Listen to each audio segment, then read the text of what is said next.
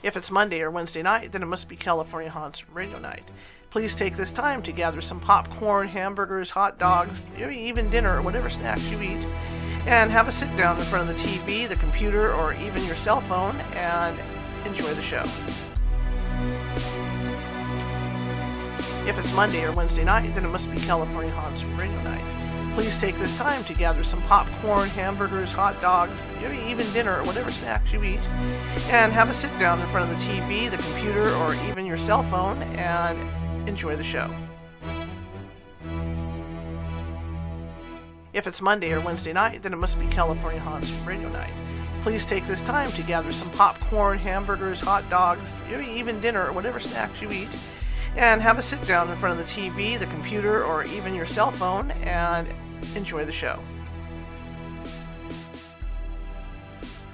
If it's Monday or Wednesday night, then it must be California Haunts Radio Night. Please take this time to gather some popcorn, hamburgers, hot dogs, maybe even dinner or whatever snacks you eat, and have a sit down in front of the TV, the computer, or even your cell phone, and enjoy the show. If it's Monday or Wednesday night, then it must be California Haunts Radio Night.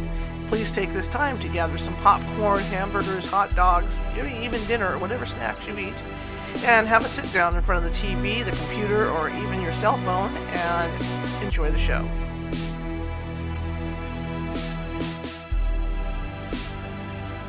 If it's Monday or Wednesday night, then it must be California Haunts Radio Night. Please take this time to gather some popcorn, hamburgers, hot dogs, maybe even dinner or whatever snacks you eat, and have a sit down in front of the TV, the computer, or even your cell phone, and enjoy the show. If it's Monday or Wednesday night, then it must be California Haunts Radio Night. Please take this time to gather some popcorn, hamburgers, hot dogs, maybe even dinner or whatever snacks you eat, and have a sit down in front of the TV, the computer, or even your cell phone, and enjoy the show.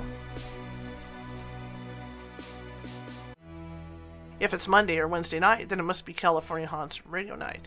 Please take this time to gather some popcorn, hamburgers, hot dogs, maybe even dinner or whatever snacks you eat, and have a sit down in front of the TV, the computer, or even your cell phone, and enjoy the show.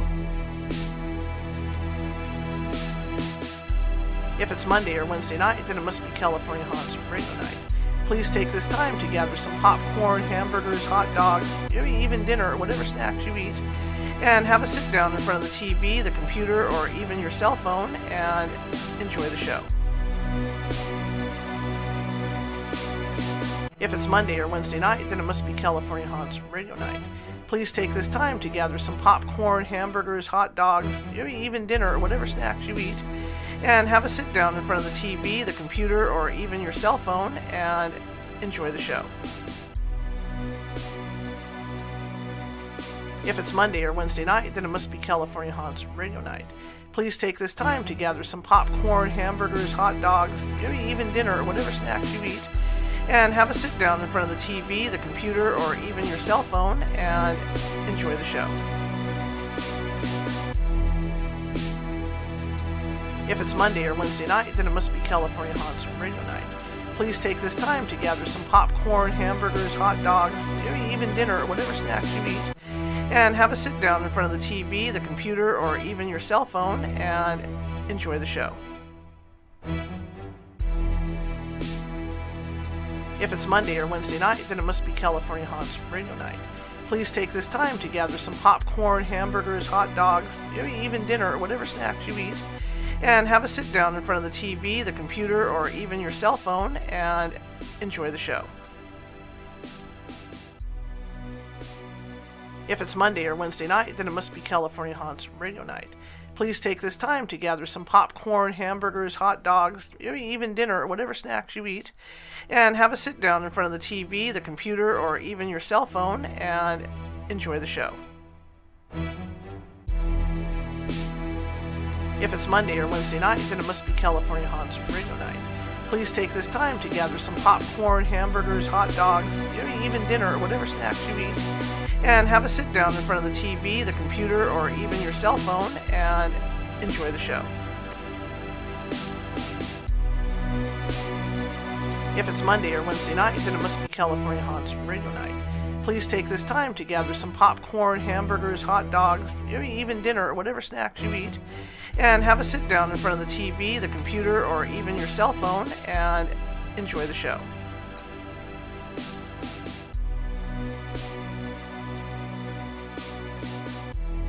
If it's Monday or Wednesday night, then it must be California Haunts Radio Night. Please take this time to gather some popcorn, hamburgers, hot dogs, maybe even dinner or whatever snacks you eat, and have a sit down in front of the TV, the computer, or even your cell phone and enjoy the show.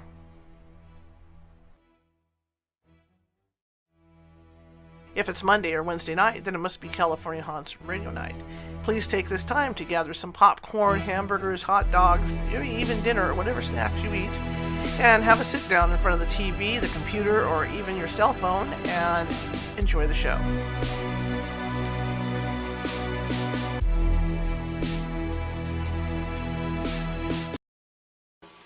Hey, welcome to California Haunts Radio tonight. It's a great Monday, Sacramento.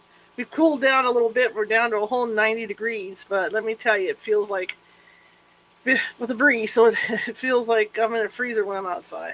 Just kidding. Anyways, you can tell I still have my my air conditioning going, and it's kind of nice to be in a room with air conditioning with all this. But welcome. My name is Charlotte. I didn't even say my name right. Anyway, my name is Charlotte. I'm your host for the next hour. And I am also the owner and operator of the California Haunts Paranormal Investigation Team at www.californiahaunts.org. We are 35 strong up and down the state of California. We have some people in Washington, Oregon, and Hawaii. Anyway, we have a great show for you. Our good friend Kathleen Marden is back to talk to us about UFOs and abductions and all that fun stuff. So I've been looking forward to this show for a while, and I'm just so glad she got to come back on with us. Big announcement, Wednesday, I was going to do my pre-tape show on Friday, and I was going to show it on the 28th, but that got moved because of another guest coming on. So that's going to be on Wednesday. So I'll give you some more details at the end of this show as to how you can find that show, because that's going to be a pre-taped one that I recorded. And it's something you should watch. That's all I'm going to tell you. I'll give you more details after this show is over, because I don't want to take away from the show, because this is going to be a great show. But just bear that in mind. Anyway, without further ado, let me bring Kathleen in. Hello. Hello, Charlotte. How are you? Good. How are you? Great. Nice to see you again. It's great to see you too. Thank you. So, what's been going on in your world? Oh, my goodness. Well, the government is supposedly going to give us the information that it knows on the 25th or before. The 25th is coming right up. And if their past disclosure is any indication of what they're going to do now, they're not going to reveal very much at all. They may end up slamming the lid shut again, just like they've done over and over and over. And I'm just holding my breath that they don't drag out the CIA paid disinformants again, who are going to say nasty things about people like me and my colleagues, which they're quite well trained at doing, and they're trained very well at taking very good UFO and contact cases and putting a new spin on them to turn them into something completely different than what really happened, and insulting people, doing character assassinations, all of those fun little things. So we'll just have to wait and see if that's the next trick around the corner. I was going to say, because to me, they're not going to say, I don't know why the government would even do that, because, there's the majority of the population that believes in that stuff, but then you got the other half of the population that doesn't, that will freak out. Right. So they're kind of copying, even if they wanted to say something, they couldn't. Well, that's true, because it is their job to keep stability in the body politic. And in order to do that, they have to make us feel comfortable and safe. And we have the entire southern United States practically who are fundamentalist Christians or born again Christians, Right. whose ministers are telling them that if there's anything here besides humans, they have to be demons.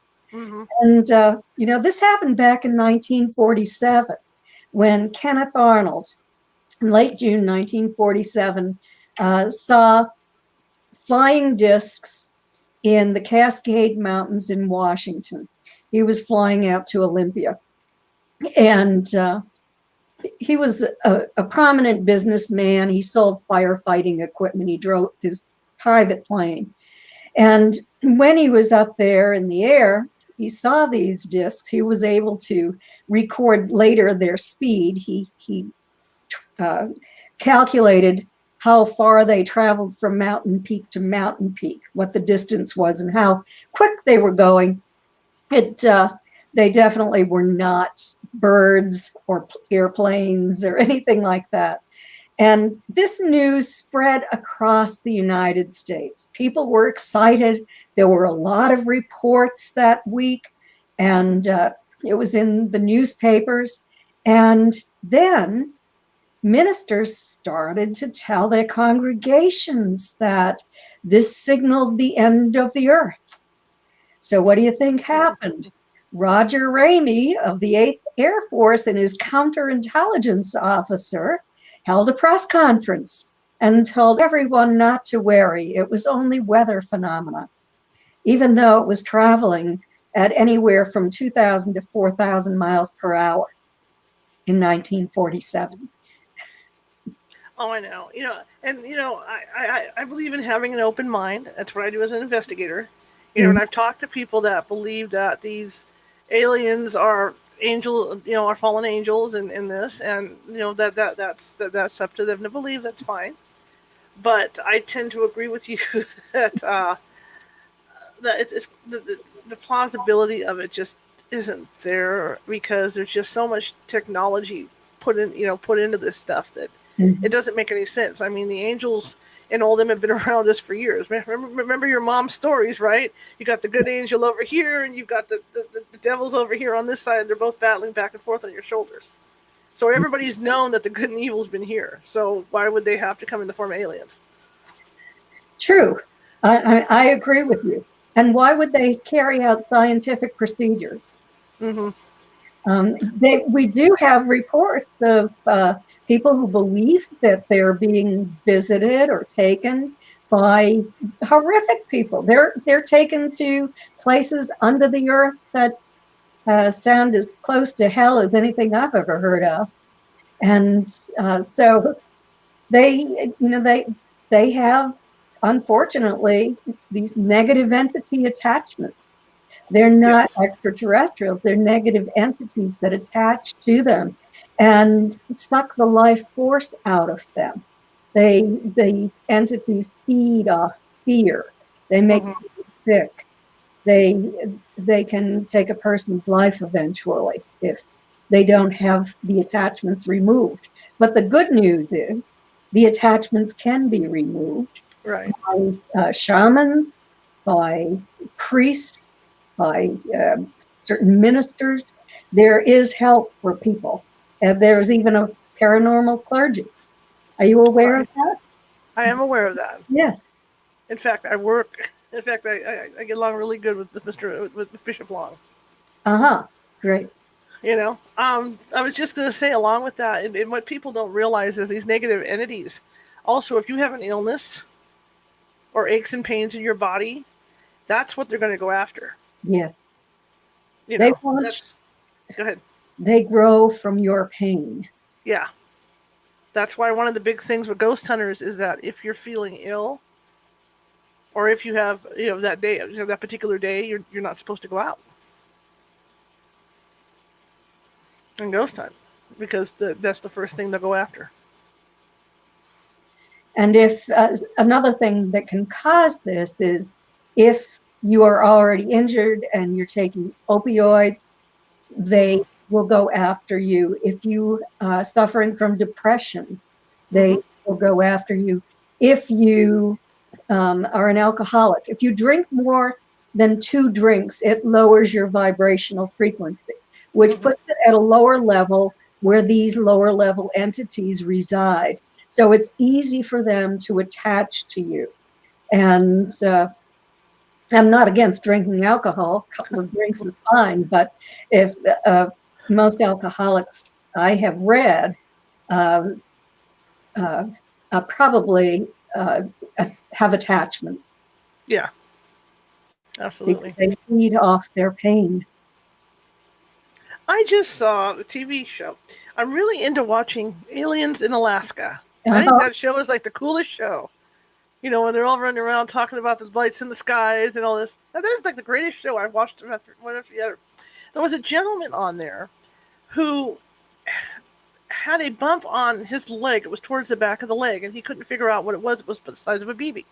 Mm-hmm. And when they ran a radio meter, or EMF meter rather, over it, it was off the charts. Mm-hmm. So the doctor went in, removed the thing, and it had to be just, like he said, a little bigger than a BB. Mm-hmm. And the doctor couldn't get over it because once he had it in the test tube and he ran the EMF meter over it, it was still going off. It was still emitting. Did you see? Did you see that?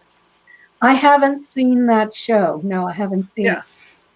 My husband usually controls the remote. You should check that show out. There's some really good. There's some really, really good stuff on there. What do you know about alien implants? Alien implants have been with us for quite a long time. We used to think that they were used as tracking devices. Well, they can find people whether they have the implants or not. But the implants have special properties. First of all, you usually cannot find the entry point. There's usually not a scar where the implant is. I believe that they have intelligence because I have seen them moving up the arm of 2 individuals who had just received them through their hands when they were taken to craft. And they travel up the arm, and then they just disappear.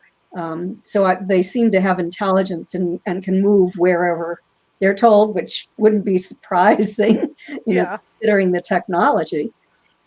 They are coated with a very tough kind of surface coating, and it's even hard for a scalpel to break through that. When a doctor goes to remove them, they are connected to the proprioceptive nerves, nerve endings. So you have on each side of that implant, it's connected to the nervous system.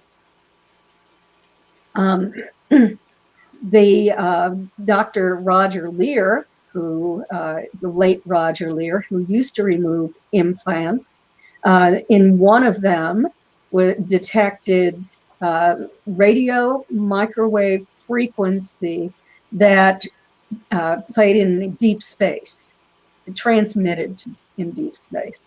There was another one that stopped working like a month after it was taken out. There was a time period, and then it stopped working. They are made of sometimes meteoric material and rare earths, and sometimes crystalline structures. Their nanotechnology is far in advance of anything that we have on this planet. And I believe that they have 3 purposes. One could be to find people. Another one is for communication. Mm-hmm. When experiencers can talk with one another, they can oftentimes hear a very high-pitched sound in their heads. And and a tingling sensation in their bodies that I think might be related to an implant. Right, because the nerve connection. Yes.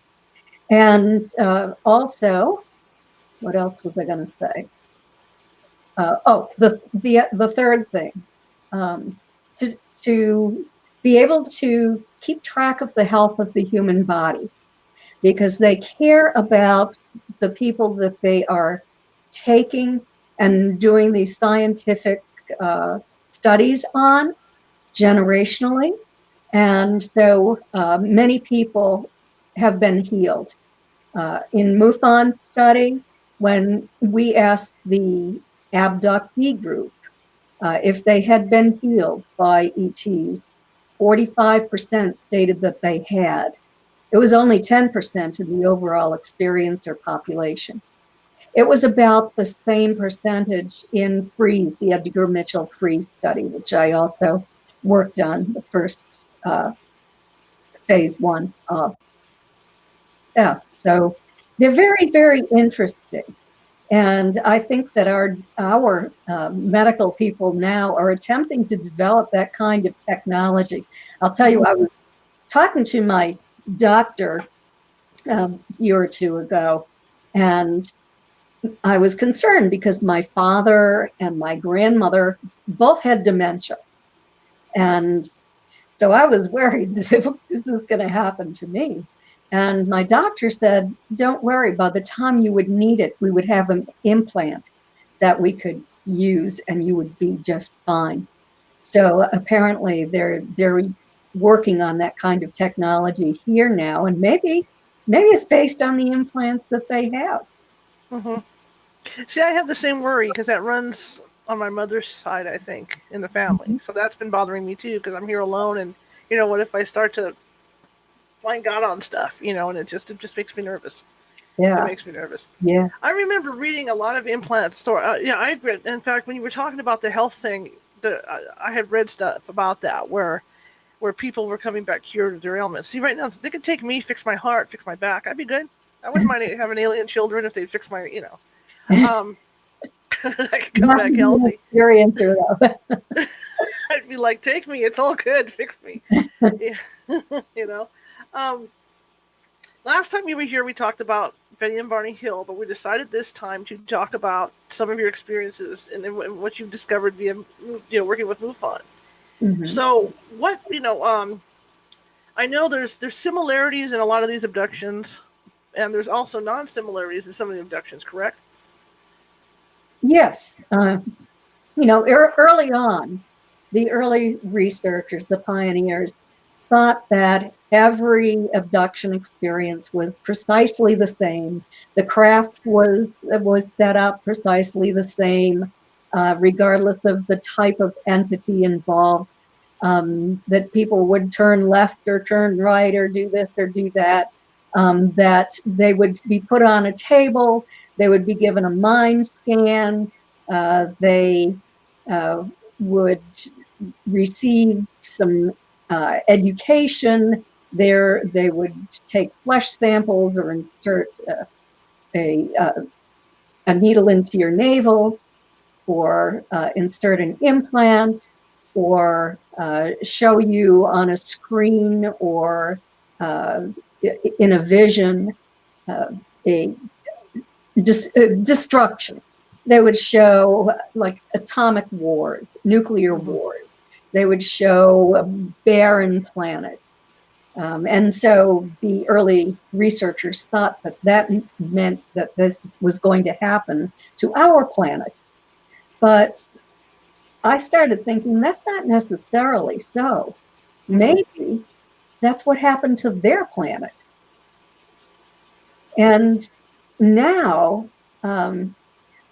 we are wondering if that hybridization program that they were doing is over. The team, I've stepped down as the director of MUFON's Experiencer Resource Team. I'm really pressed for time right now. But it's a 45-person team. There are 5 psychotherapists and, 3 and 2 psychiatrists on that team, 2 as consultants to the team. And what we know, and in my studies, which have been independent, I've done very few for MUFON. I've been an independent researcher and investigator for 30 plus years.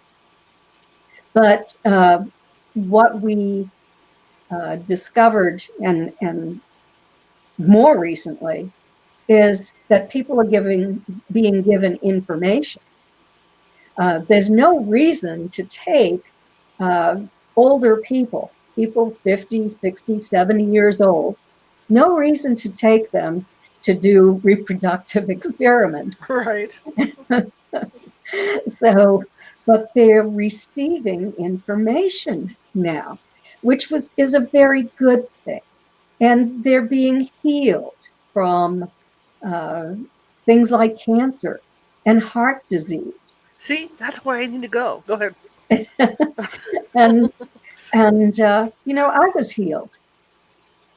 And I can tell you about that if you want to hear it. Absolutely. Yeah. Okay. Well, you do this and I'm going to be camping out in my backyard.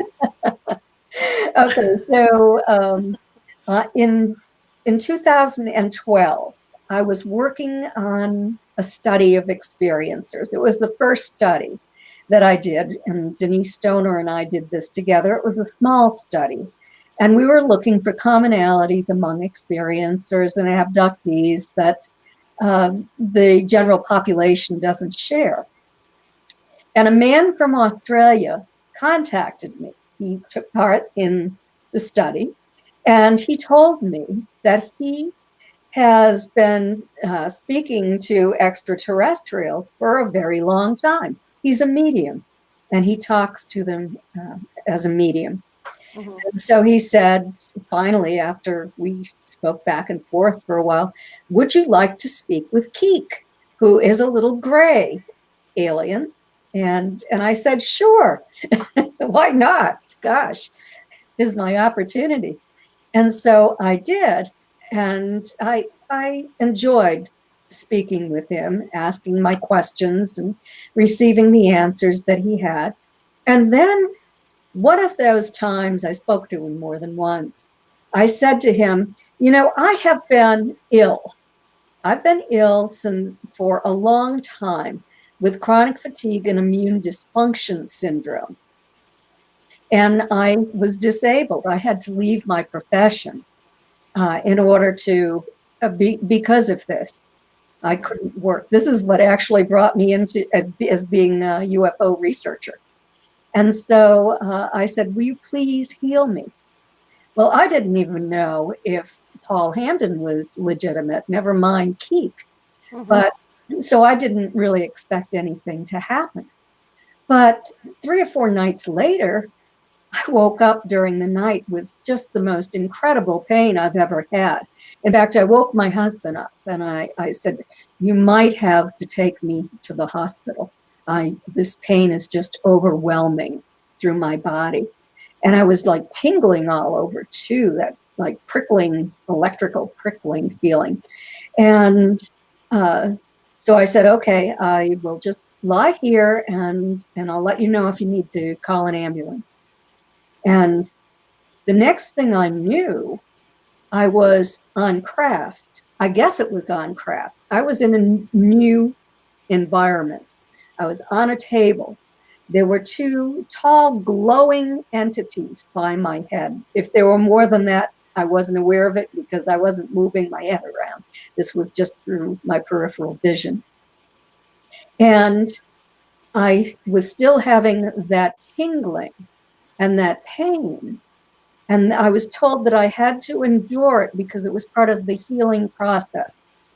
And they showed me, and I still don't know if it was a vision or if it was a chart or what it was, but it was an outline of the human body that I thought was my body. And I could see like little energy things running through the periphery. And then my internal organs, certain organs were highlighted in mint green and light pink. And this is really strange, but the next thing I knew, I was back in my bed and I was waking up with these memories in the morning, and my husband remembered me waking him up and telling him he might have to take me to the hospital. But when I woke up, I felt like I was 23 years old again. I mean, I didn't hurt anywhere. I had so much energy. It was wonderful. And I haven't had a relapse since that day. Wow. What did Yeah. your doctor say? Um, I don't dare to tell my doctor. Well, no. Did the doctor notice a difference in you when you went? Well, I said, I guess I've gotten over this. I did talk to a medical doctor who is a ufologist too, so he knows the story about me. And he wanted to know where the organs were that were highlighted in these different colors. I told him, and he said, those are the organs that are involved in the condition that you have. And he said, chronic fatigue and immune dysfunction syndrome is exhaustion at a cellular level, and it affects those organs in the body. So I was healed. And so I started to tell other experiencers that I spoke with that they should ask for healing if they were ill. I had one man who, Jim Schaefer, he let me use his name, and he was from Winnipeg. And I was actually the MUFON investigator that investigated his UFO sighting way back in 2012 or 13. And then he contacted me not long after that and told me that he thought he'd been abducted. And so he started collecting evidence. I taught him how to collect evidence. And all of that is in my book, Extraterrestrial Contact, What to Do When You've Been Abducted.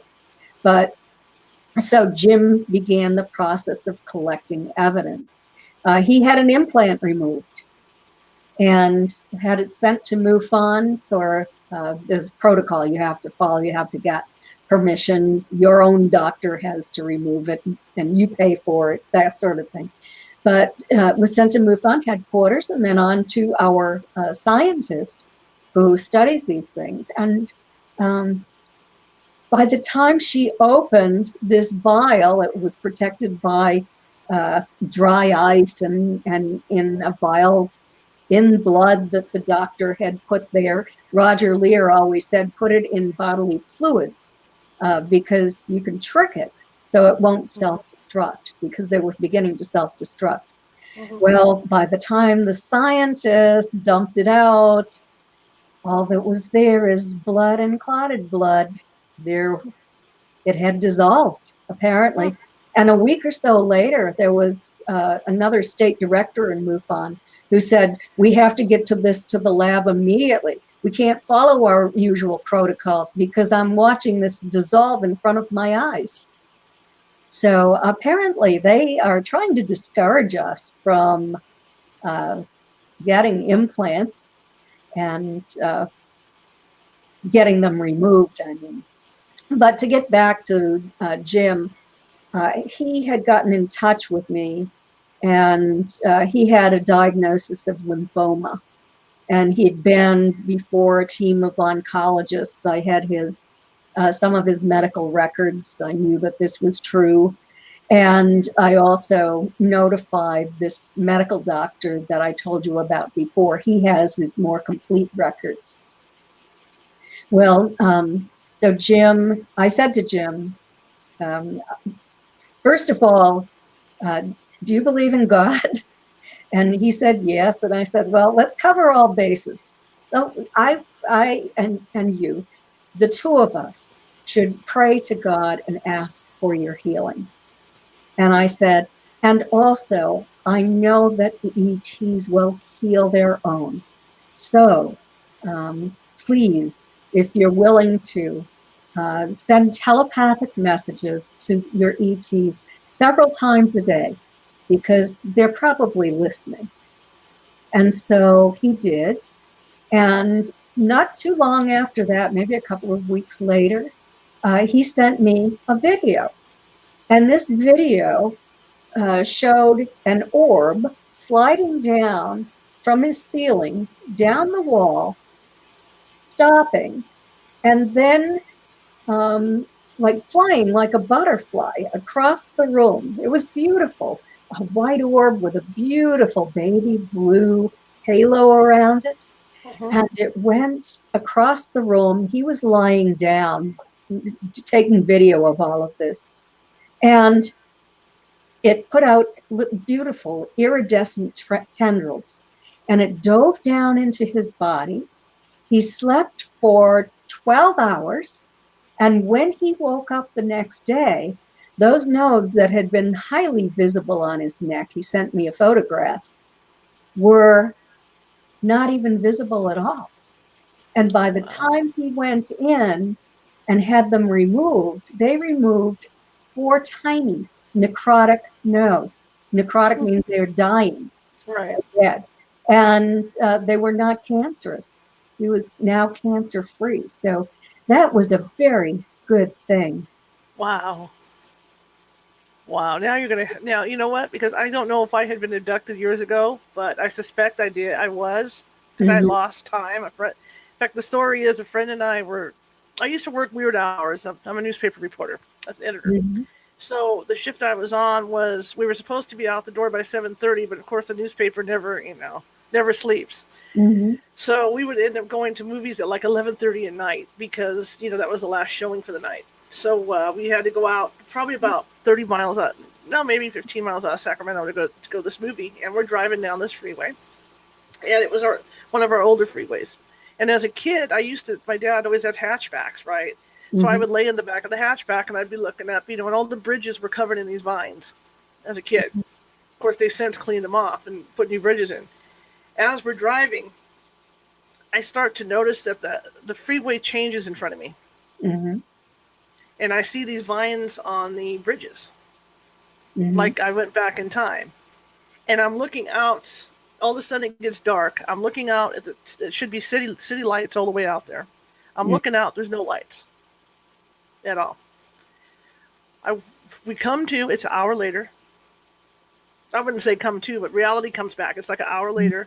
We're sitting in a town that's 20 miles beyond where we should be. Oh, wow.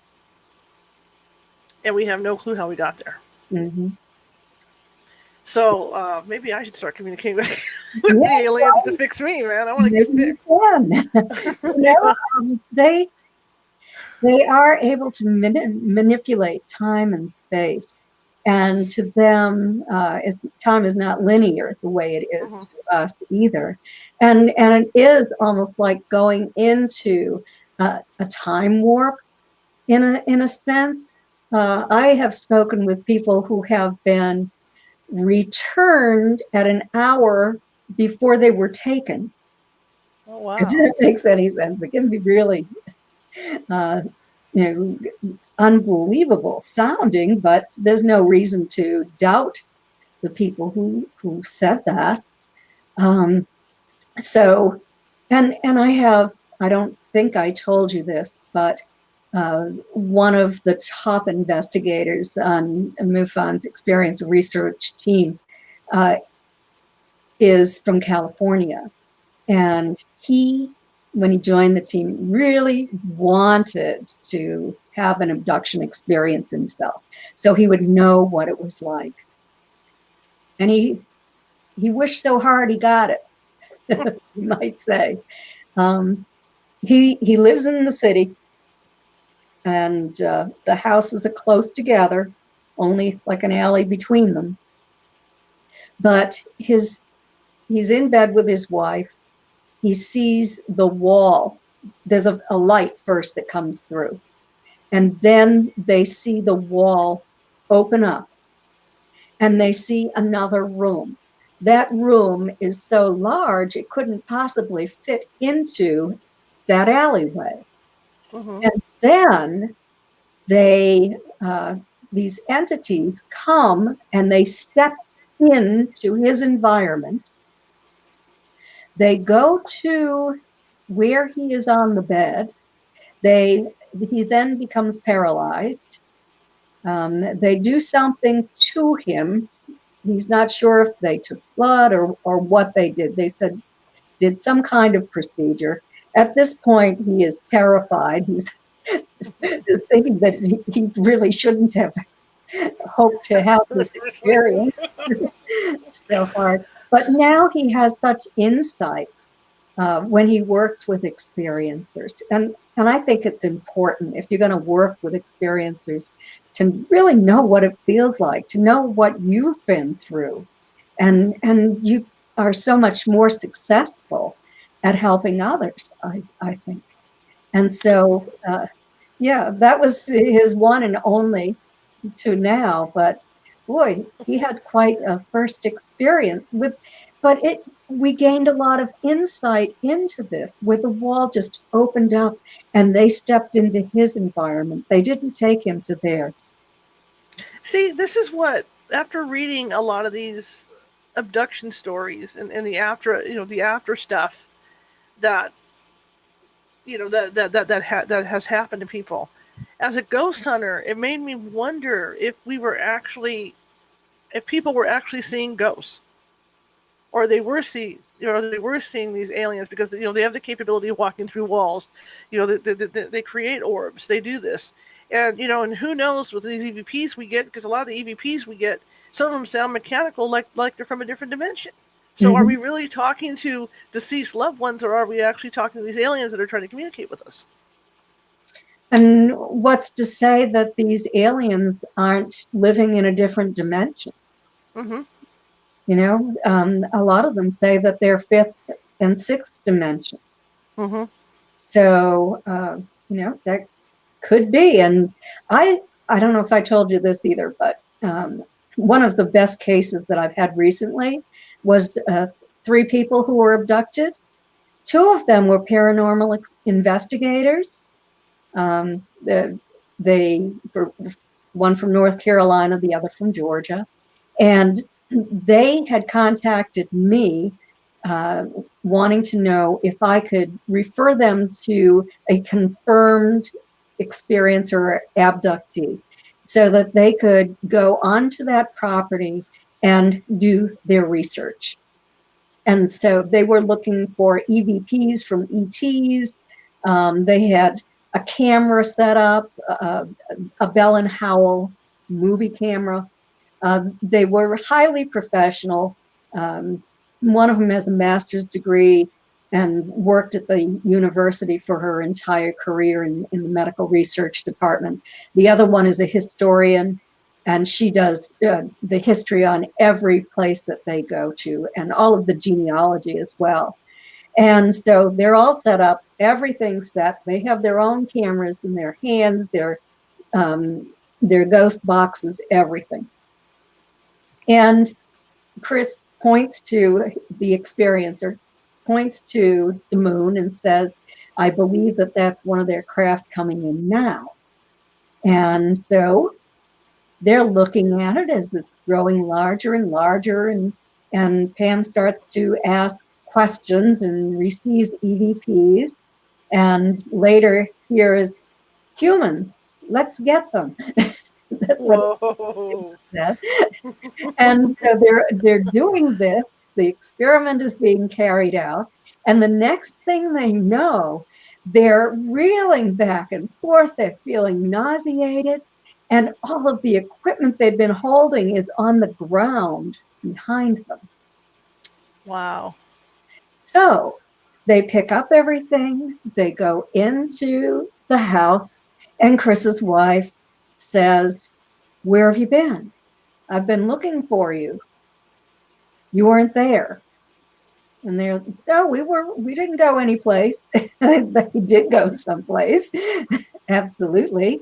I had the opportunity to interview all 3 of these witnesses, and to have the 2 women separately come and spend a weekend with me, where I did an investigation again of their entire lives. Mm-hmm. And then hours of hypnosis off and on. I didn't just keep them under for hours, but we did a lot of hypnosis as well.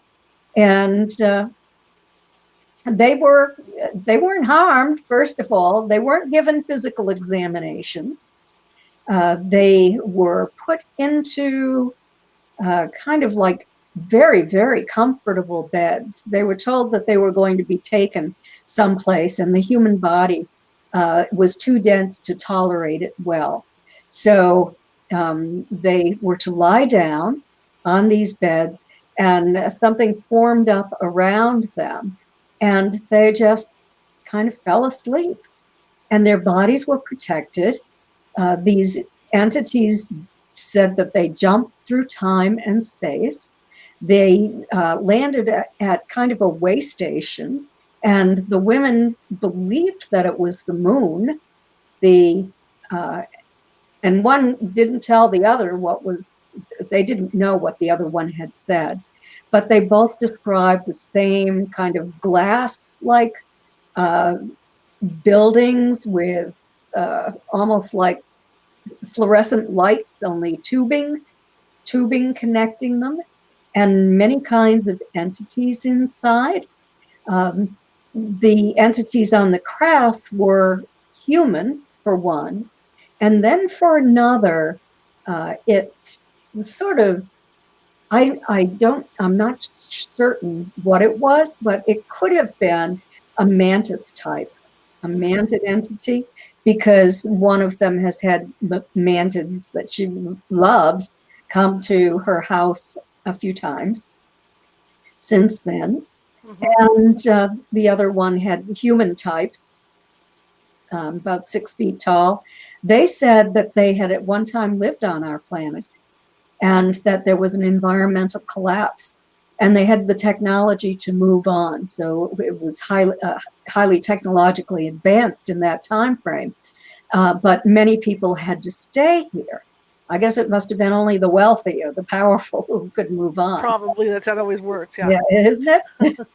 So they ended up finding a planet in a binary star system where it is twilight most of the time, but they spend most of their time traveling in space now. And they say they don't take anything from our planet, but they stop from time to time to check up on our development and to assist in our development.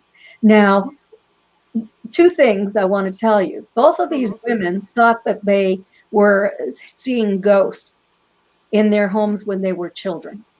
And this is why they became paranormal researchers. But they realized in hypnosis that they had been visited by these entities since they were children. They're not ghosts, they're extraterrestrials, or whatever they say they're extraterrestrials. And then on that Bell and Howell camera that I told you about, right. Well, before that shut down, it was running for maybe a couple of minutes.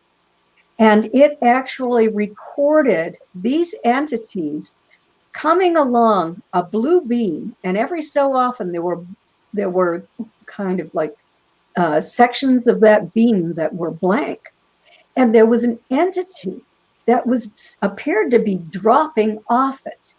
And it was not solid when you saw it at first.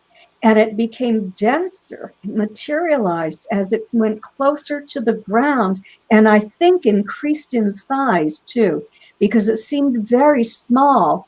At first being an orb, I believe, because there were blue orbs around too, and then taking form and dropping off that beam. It's just amazing. It is, and that, like I said, that's why I wonder, ghost hunters we're chasing this stuff, and that's why I wonder if what we're actually chasing is what we think we're chasing. After reading things like that. I was also thinking while you were talking about that, the way they had them travel, Travis Walton's case. Yes. When he found all the bodies up in whatever that pod thing was, and they were covered in stuff, and Oh no, he didn't really find that though. That was just a movie. Stupid movie. All right, they made it into a horror movie. Okay. You can purchase the film Travis, which is a documentary, and it's very, very well done.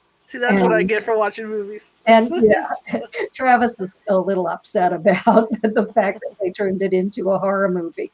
No, the entities who took him onto the craft, he now believes, took him in order to save him because he had been hit by that beam, and it threw him back about 12 feet. And I've walked on that land where he was taken. It's very rocky.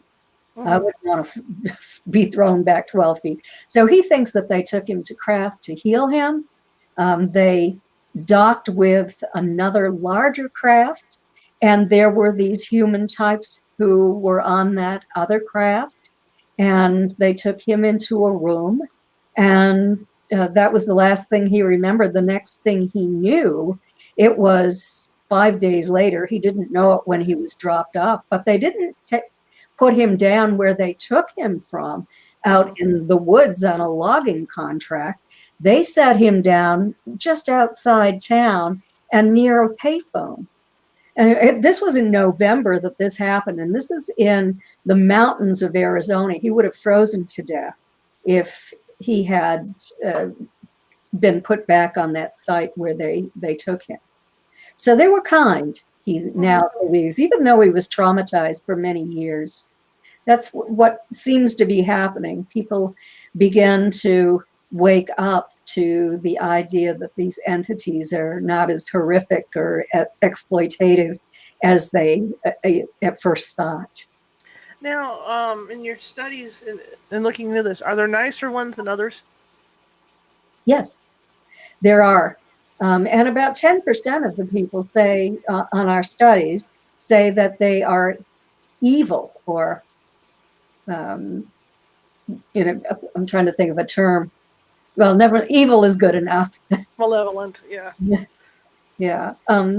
And so, yeah, 10%. 20% believe that they are having MILAB abductions, where entities are working with the military, and then they get taken by the military and interrogated later. So that's not that much fun. And well, which one? I mean, when people describe these things, I know we got the mantis people, which would scare the hell out of me. But apparently, I mean, which ones are the ones that tend to be the more malevolent? The most malevolent are the draconian reptilians. Those are the ones that people say they were taken underground into caverns, and horrible things were done to them, and they witnessed horrible things being done.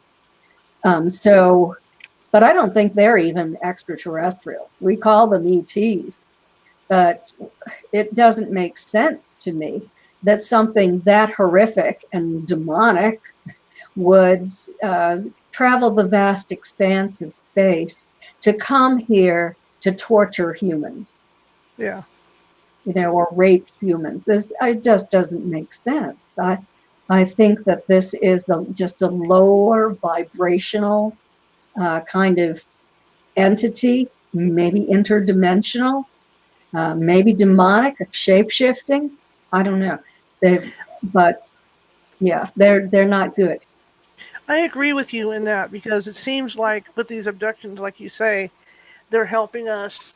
They might be studying us, maybe. But they've never done anything like that. And if you had a bunch of races that were doing this, and then you had this one race that was doing this, these other races would have a tendency to go after this race that's doing the bad stuff, so that the reputation of the other ones don't get tarnished. So it's got to be something that's out of the control of the ETs. I believe that. And also, I unfortunately had my own experience where I was working with a man, just a very nice man he seemed, but he was having these horrific experiences, being taken to these underground places, witnessing things that were so bad I can't repeat it. But he was telling me about this, and I was thinking maybe I shouldn't go any further with this. And I did, though. I made that mistake. And he said something to me, and like I could feel it tingling, all of this positive essence leaving my body. It just all went. And then it was replaced with a, a dark cloud. And that very night, I went to bed and my body started to ache. And I, I was having difficulty sleeping. And I had a crucifix, I had holy water, I had everything. I was praying. It wasn't leaving me. These things can be really, I've read about them, can be really extremely difficult to get rid of. And a lot of like rainbow healers, light workers have gotten attachments by them. I ended up with, it might not have been an attachment, but it was pretty close to it. And it started whispering it or giving me a telepathic message of, you're going to die soon. Why don't you just do it? Nice. And I said, I've never thought of that before. And this is something externally that is trying to control me.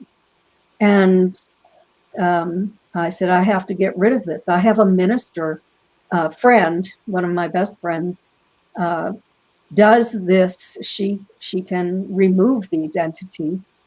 And she wasn't going to be down to my area. She lives in northern Florida for a while, and I really wanted to get rid of it faster. She tried to do it from a distance, but it was just too much.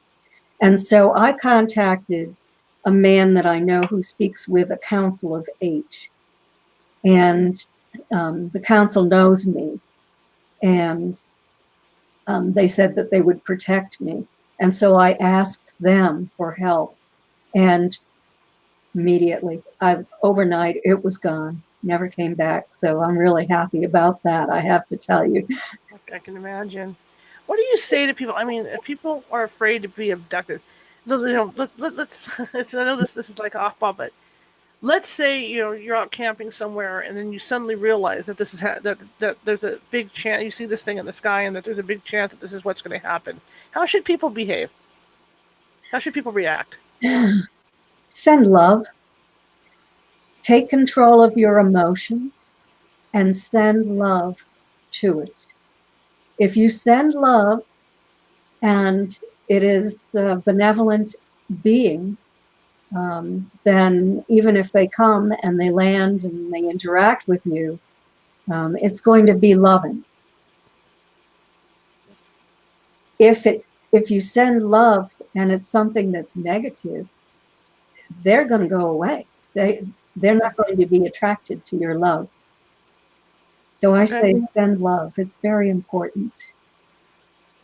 Are there a lot of star children on the earth walking around? I believe that there are many hybrid children that we call star children. Right. That and hybrid in the sense that their genetics has been upgraded, but they have human mothers and human fathers. I know many of these children and the parents, and I would never reveal who they are. Right. But they're very gifted children, loving, highly intuitive or psychic. Some have telekinesis so that they can, turn on a TV set without moving, without the remote. They can turn on a microwave oven, that kind of thing, just by concentrating on it. Some of them are healers. And then there are adult hybrids too, who are healers and just very kind and gentle people. A lot of them work to heal animals. They're very good at communicating with other types of animals. That's cool. I knew a couple sisters years ago. You probably remember the sisters, Audrey, and I forget what the sisters, Debbie was the sister's name. Debbie, yes. I had them on a few times on my show, and I've seen them on TV off and on. And I remember at first, as an investigator, I was real cynical about stuff at first. So when I would listen to them, I would listen very intensely, but I would be thinking, my gosh, is this what they're telling? Is this true what they're saying? Because back then, 11 years ago, I mean that was like way out there. When she said she Yeah. was aboard the ship and she could see the children aboard the ships and all this. Um, is their experience a normal? Well, you can't say normal, but I mean, is their experience in line with everybody else's experience? Their experience is a little bit different from other people's.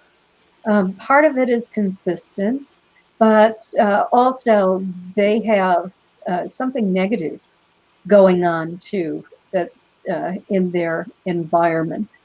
And so I think that, I'm not going to say they're not having Right, extraterrestrial right. contact. They could very well be having that, but there seems to be a portal that's open that allows other interdimensionals to come in as well. And Okay. that presents a problem for a lot of experiencers that I've worked with, where if that portal is not closed and other entities work their way in through it, it can be very problematic. What do you think is because I know not one size fits all with these abductions and stuff, but what do you think is the common thread with all these abductions that you've investigated? It seems to follow genetic lines. Okay. In our studies, more than 60% of the abductees were aware of family members who had been taken. They probably, the percentage is probably higher than that, but a lot of families don't discuss it with other members. So that's one. There's another commonality.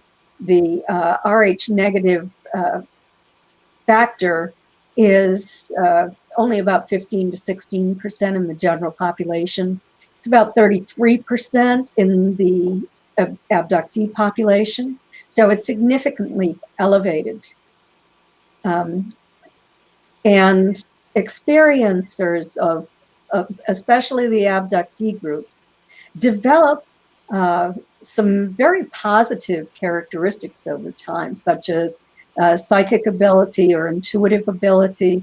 They become highly spiritual. 100% said they had an increased spirituality. They tend to, it increases their intelligence level. They receive information that wasn't taught to them here on Earth. They become empathic. It's a psychic sense where they can sense another person's emotions as if they were their own. And I think that if the ETs have this plan to change humans, it's brilliant that they've thought of this, because we wouldn't be able to hurt other humans. And our major activity is tribal warfare. So that would be a real plus, I think, on our planet. And these ETs say that they're not going to interact with us or elevate us to their level until we mature as a species, that we're still a primitive species. And they do not like our warlike behavior. So I'm sure they're really thrilled with what happened this past year. oh, that one down. That must have gone over. That must have gone over well. I yeah. never asked you what you thought of the footage that the Navy got. What does that look like to you? Oh, just different types of craft, and just coming up from possibly an underwater base.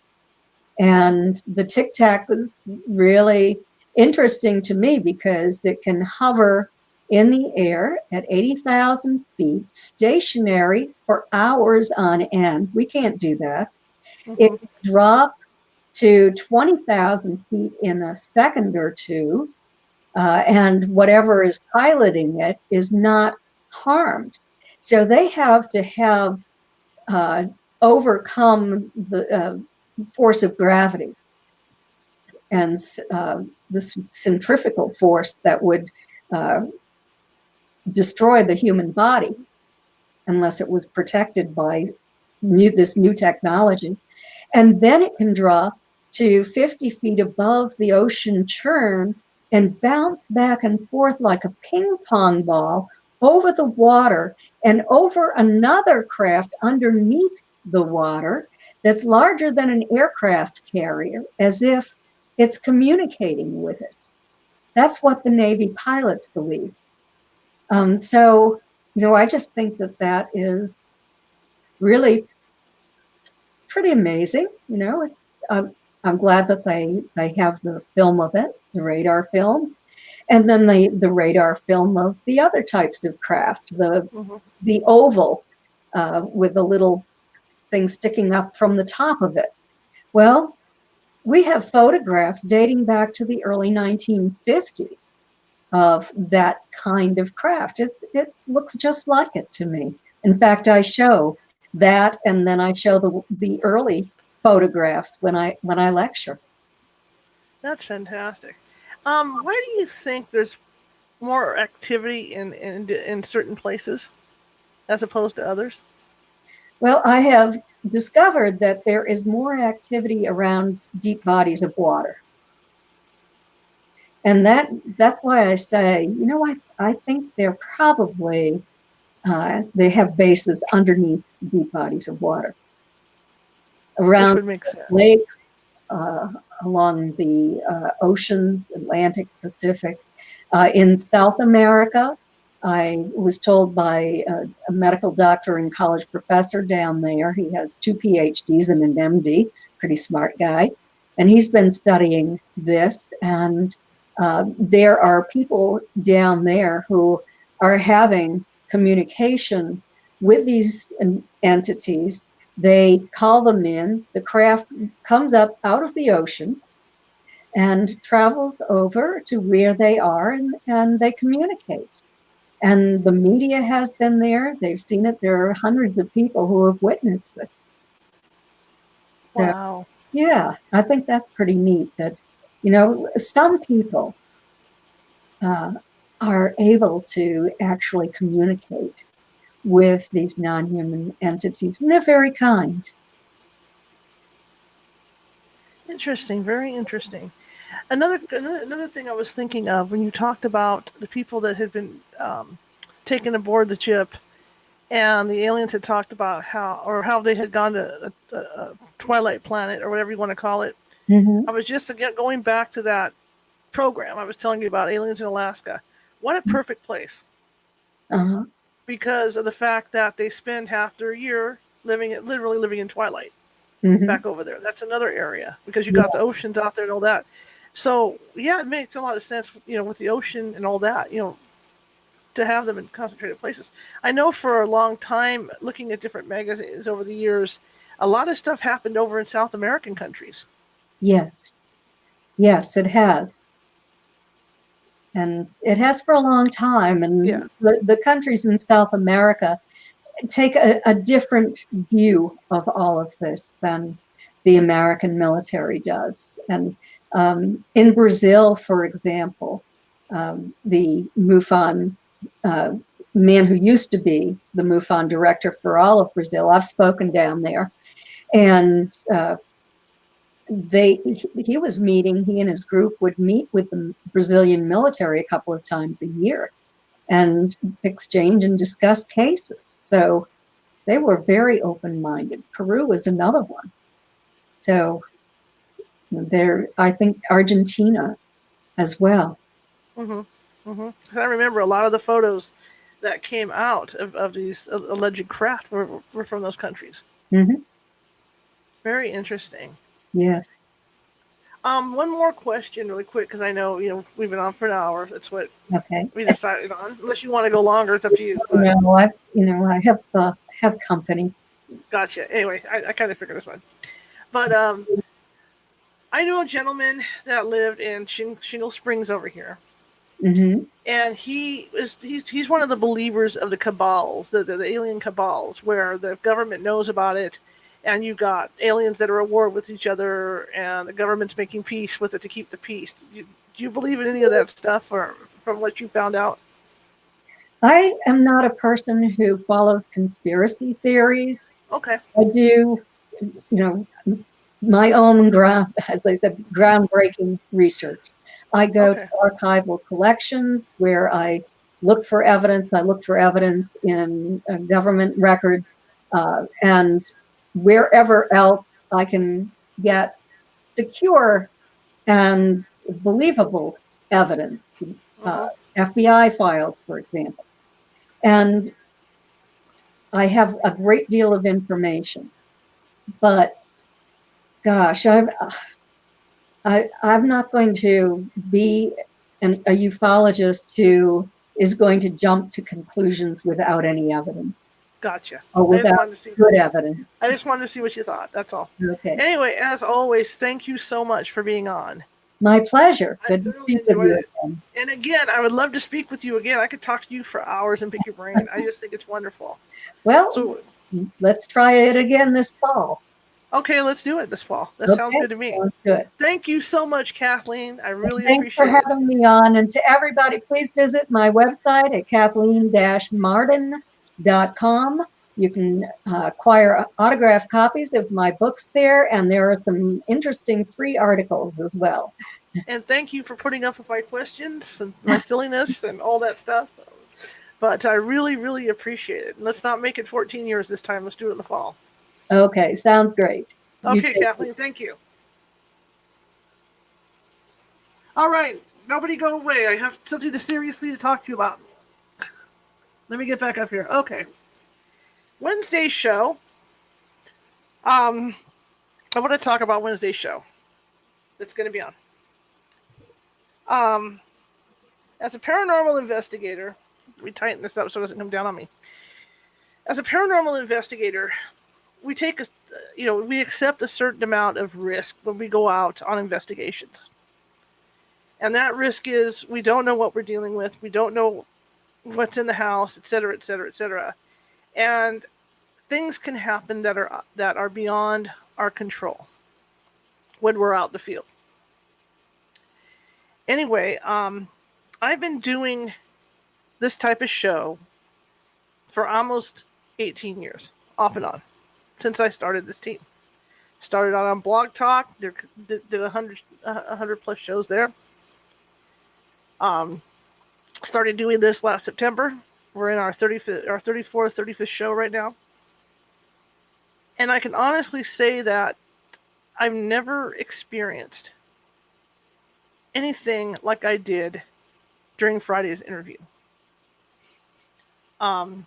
It didn't shake me up because I've been doing this long enough to accept that this stuff happens. But to have it come into my home through my laptop is kind of like what blew me away over it. This is a pre-recorded show that's going to be on Wednesday, and it's unedited. Normally I'll go through and do editing on these things before I release them out. Not this time. I have got a sick dog with pancreas and kidney issues going right now. I've got a 17-year-old dog, and I've got a 13-year-old who he does his own thing. But I also have my bird. I've got my 2 inside cats, my 2 outside cats. Because of what happened, I decided it was wise enough to not edit the video. I didn't want to bring that back into my house. Okay. The guest is scheduled to come on 2 more times. I'm going to make sure that I have a lot of protection around me for the next 2 interviews because she's really a fascinating guest. But I was attacked by something, and I kept the camera rolling. I don't know if my facial expression changes during the attack because I was trying to stay as calm as I could because, of course, I was listening to her talk about what went on during her childhood. But I can tell you what it felt like. As I was sitting here, I had the air conditioner on, and it felt like something had grabbed the top of my head and was squeezing it. And I sat here and sat here. And then the sweat started pouring off. And it was coming off in bucket loads. Now, remember, I had the air conditioners on here in high. And it had been on since 10 o'clock that morning. So the room was really cool because I like a really cold room. As I'm listening to her speak, all this is going on and I started to get dizzy. So I reached over and did something I don't normally do during these shows, and you guys can vouch for that. I reached over and grabbed a bottle of water and started drinking the water. And at the same time, mentally, I told this thing to leave me alone because I knew immediately what was happening to me. Within a couple of minutes, within half a minute, I started to feel like myself again. A couple minutes after that, as I'm talking to or questioning, the lady I was interviewing, something falls in this room behind me. And you can see me actually react and turn around to see what it was. This wasn't the first thing that had, this wasn't the main thing that had happened with this interview. In fact, the night before, and my sister who's online can verify, we have security lights out in front of my house that are motion sensitive. Well, I always turn them off, especially around Christmas, because we don't want them going off I don't want them going off at Christmas because of Christmas lights. Those lights haven't been active in like 10 years. Because I tend to unscrew the light bulbs and all that, to keep them, and then I forget to put them back in. Plus, I have like pathway lights running. As I was watching TV, the security light near my front door came on. Now, like I said, there's no reason for that light to come on. It hasn't done it in 10 years. So I go look, I get out there, it goes off. I go back, sit down. 2 or 3 minutes later, light comes back on. And I thought, well, that's weird. Maybe the switch was on. So I go over to where the main switch is. The main switch is off. So I go back out front and I ask nicely. I said, look, I don't know who this is or who's messing with this, but please, don't do it again. Or I'm going to totally take the light bulb out. So it didn't happen again. So I kind of thought maybe it was one of those things. Maybe there was a short in there or something. But to have happen with my head and everything the next day during the interview makes more sense. So whether the person I was interviewing had an attachment or what, it came through. And when I was talking to her, and you'll find out because I have a conversation with her about it, in that we had a lot of electrical issues where her voice kind of gets stretched out, that kind of thing. That was going on too. And she even laughs about it because people that have interviewed her in the past have had the same issues that I had. So I'm not the only one that's happened to. But that's what struck me as weird, is because I have entities in my house, but it's family, okay? So I don't know if it's because I'm in this room, but whatever this was came through my computer, came through the laptop screen and was actually attacking me. Don't know what it wanted, don't know why it attacked me, but it did. I just want to share that with you and let you know, because it'll be something for you to watch out for during the show, because at one point, I think, when it starts to squeeze my head, you'll see me reach up and adjust my hat to see if maybe this is in the wrong spot, because I have a soft spot back here from a bike riding accident I had when I was in my 20s. So there's still a soft spot here. So I thought maybe the headphones were pressing on the soft spot at the time. So you'll see me adjust my hat.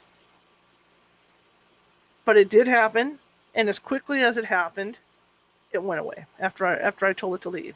And again, normally, when I'm on an investigation, if something like that happens, I will react with a flurry of foul language. But of course, being on the air, I can't do that because YouTube will kick me off. So YouTube and Facebook will put me in jail. Facebook, YouTube jail. So I did not do that. But I encourage you to watch this video on Wednesday, because it's not only about me being attacked, it's about what this woman went through in her life. And again, she's going to be on a couple more times, so I'm going to have to really, really get the protection factor up on me and the rest of my house before she comes back on. Before I do another pre-record. But I can honestly say I'm glad I'm able to talk to this woman. She's a very sweet person, very, very enthusiastic, very, very informative. But it took me by surprise to have it come through like that, because I had done, like I said, I had done this for years and not had any issues like that, and then that happened. So I just wanted to give you guys a heads up, so you know what to look for on Wednesday, because it happens. Happens. I don't know if it's midway or towards the end of the interview. And just an FYI, like I said, I didn't do any editing. I left it alone. So it's going to go as is, because I didn't want to risk anything happening to my animals. So keep an eye out for that, and I'll try and not only have it set up for YouTube, but I'll try and get a link to the live YouTube feed on Facebook tonight to put that together, so you guys can get ready to link up to that, and that'll be our 6:30 start time. Okay, or 6:25 rather, because I did put the 5-minute lead on there, so we'll have 6:25 start time. But just keep an eye out for it, because this is what happened during this interview, and it was wild. It was really, really wild when it happened. And it was live, so everything got recorded. But I just want to let you know. I mean, it does happen, and I don't think I've had encounters on investigations where I physically have felt stuff. But I've never had one like grab my head like that and squeeze. So that was a new one for me, the way it came at me. But that's the risk that's the risk you take when you do this kind of work. And that's all as Forrest Gump would say, that is all I have to say about that. But keep an eye out for this interview that I did. And again, she's going to be coming back on the 16th of July to do another interview. And then she'll be back in August to another interview. I mean, she has so much that happened to her in her life that we have to do this three or four times to just get the information out, because just so much went on. And you will recognize who she is. You will recognize the story that she has to tell. It was a story that was documented in a couple of TV movies. So you'll get to see that. You'll recognize who it is. But like I said, in an effort to protect my animals here at the house, I did not edit this video. So you'll see it raw, without any editing. Okay? Anyway, I want to thank you guys for coming tonight. And if you could find it in your heart to help us keep more exciting and informative guests to the show, donate $4 or $5, donate $5, $6 for it, and help me pay for all this stuff that comes out of pocket. California Haunts is a nonprofit paranormal group. We don't take money for doing investigations. It's all donations.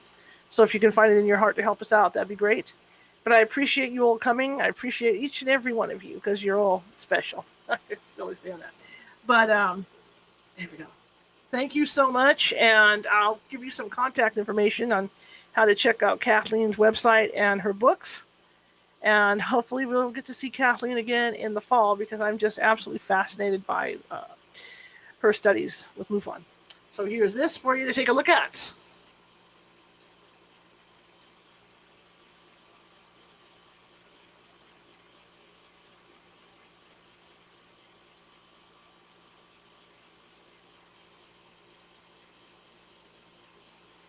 And now I get to say goodnight. Have a good evening, you guys.